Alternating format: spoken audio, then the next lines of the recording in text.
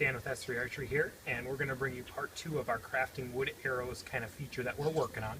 And so in this one here, we're going to talk about staining, if that's something that you choose to do, how to prep for it, how to do it the simplest way, and then once we're done with the staining, we're going to go into getting it prepped for actually dipping and kind of sealing. And so in this video, we are going to be using the gasket lacquer system. And so I have gasket lacquer already in that dip tube. And then this is simply just a rubber squeegee that goes on the top, and then a cap that has a hole cut in so that it works real seamless. We'll get into that more though once we get to that section. So as far as staining goes, why would somebody do it? The main thing is aesthetics.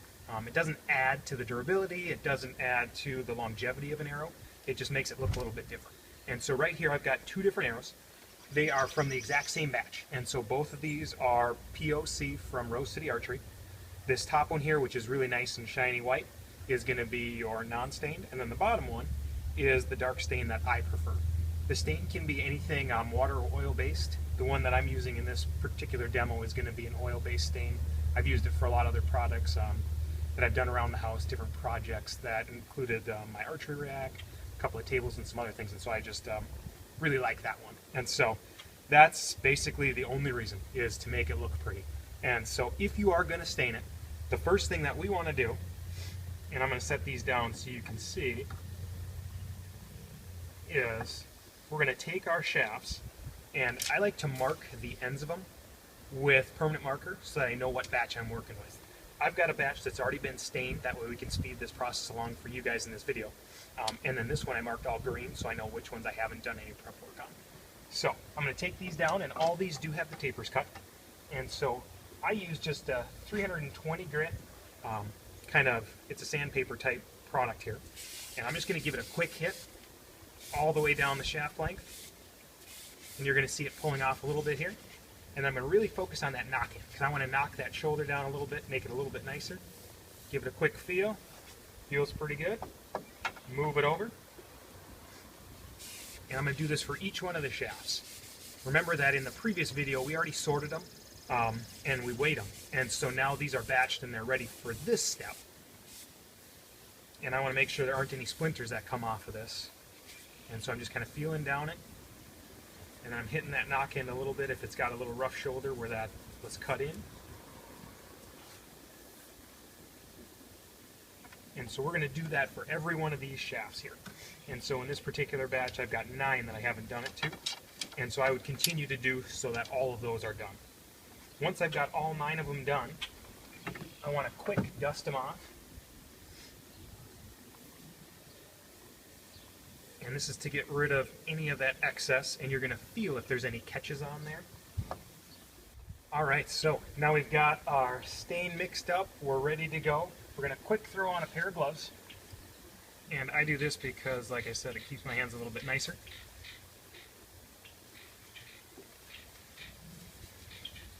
You don't want to get your stuff all dirty. And then just starting with one shaft at a time, I'm just taking a rag, going to dip it in,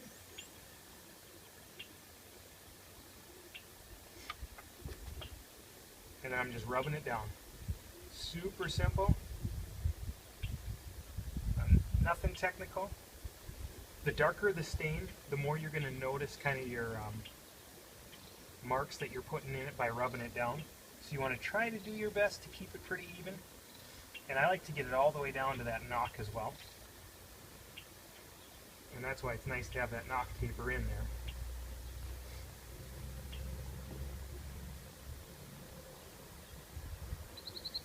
And then, making sure that all of it's done, give it a quick spin. Sometimes you'll have a little bit where the grain is indented a little bit, and so if you come back and you hit that, you'll notice right away any dark spots or light spots that you have. And then literally I'm setting it just down, moving on to the next one. And I'm going to do this with all of them.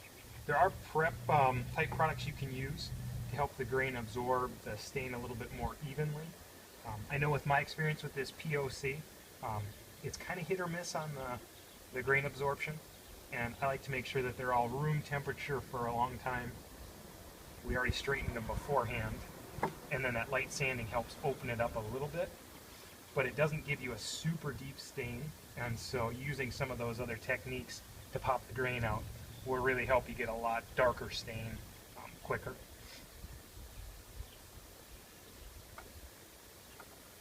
Keep that guy out of the way. Get my knock taper quick.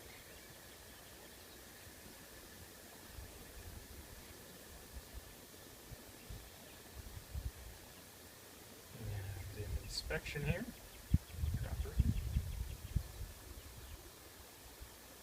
Looks pretty good. There's a couple little spots that I need to just touch up here.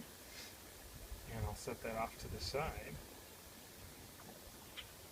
And typically what I'll do is I'll do anywhere from 9 to 12 at a time. More than that's a little hard to handle, and less than that's kind of a big mess, and you have to give them a certain amount of dry time before you move on to the next step. And so in this case I've got the 9 of them. I'll stain them up, and then we're going to quick cut video to the other ones that I already have ready, and we'll start the dipping. Alright, so now we've got our shafts that are ready for the next step of the process, which is going to be the sealer. And as I discussed prior, I'm using the gasket lacquer system. And so I've got my rubber gasket up here. You can see there's a couple of holes in it. And I use just the middle one. And then there's a couple of air vents on the side.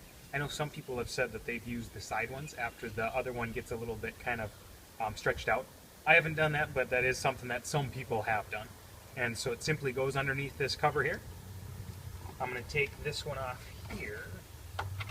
And I'm just going to screw it right on, nice and firm. Now when you're inserting the shafts into this, you're going to find that there's a little bit of resistance as you're pulling it out.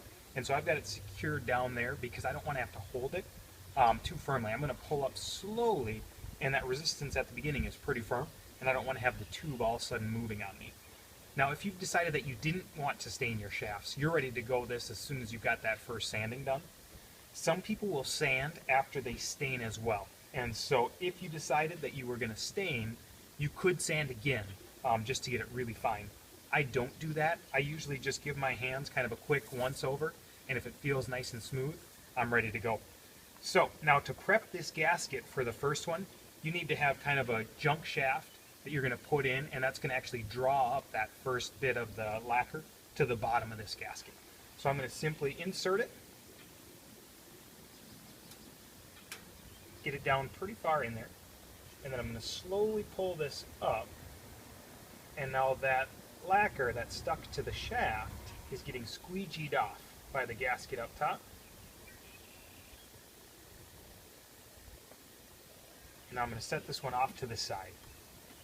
You can do that a couple of times if you want. I find that as long as you've got a fair amount in there, you don't have to do it more than once.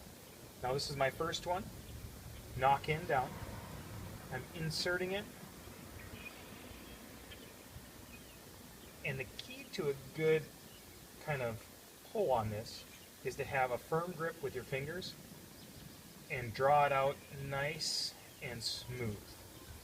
And then I take kind of the paper towel here and I rub that little bonus stuff off right of that knock one. If you aren't very consistent in the amount that you pull, what's going to happen is you're going to find that you get ridges on here. And if you stretch the gasket so it doesn't actually cover the entire diameter, you're going to find that it leaves little kind of pockets of this lacquer on there. And the reason that this system works so well is that this is a fast drying finish.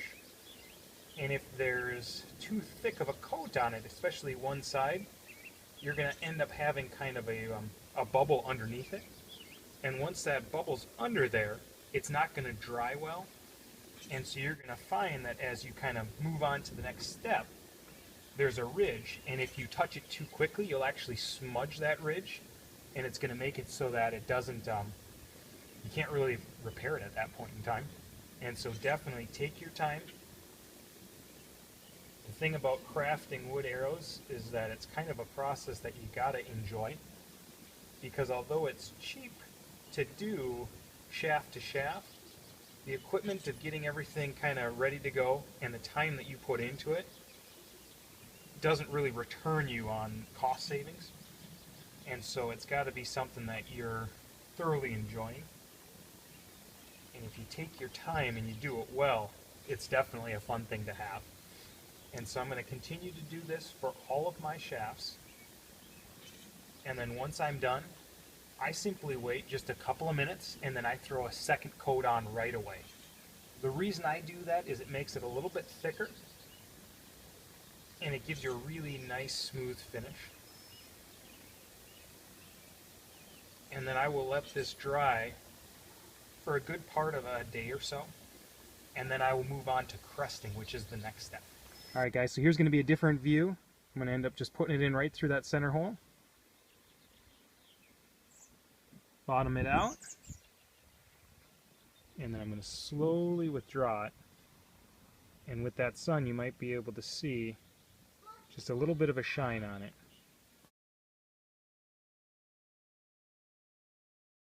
In between the drying process and cresting, I put nocks on mine, and so I'm not going to show that in my video, but it's simply a matter of if the knock taper is already cut, you've got the lacquer on it, a little bit of sandpaper on that lacquer on that taper will help kind of roughen it up, and then I use just some super glue, nothing special, put a bead of it around the top of it, and then I slide the knock on, and I rotate it several times, and that's going to coat that inside of the knock with that super glue.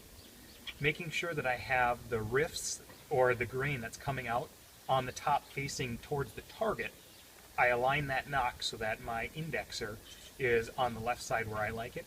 You don't want to have the rifts facing down, kind of and away towards the target, because if they're facing like this, if that arrow were to split, it could potentially drive it in to your hand.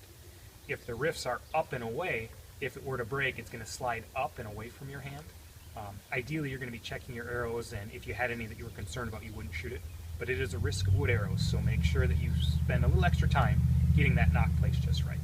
So hopefully this was useful for you. In the next one, we're going to cover cresting, and then potentially, if people are interested, we can always do a video down the road that talks about cresting products, compatibility with glues and that kind of stuff. But if you're interested in that, definitely put a comment and we'll see what we can do for you.